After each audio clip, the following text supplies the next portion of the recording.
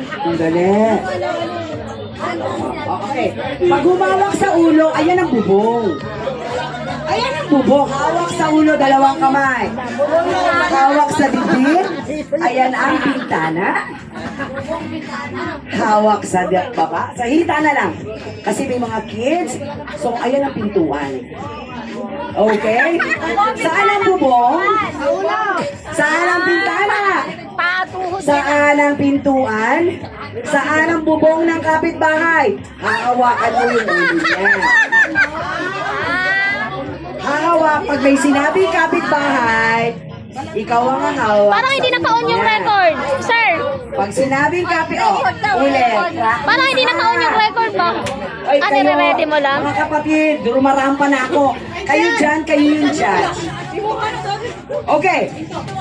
O, judge daw kayo, judge. Pintuan. Okay?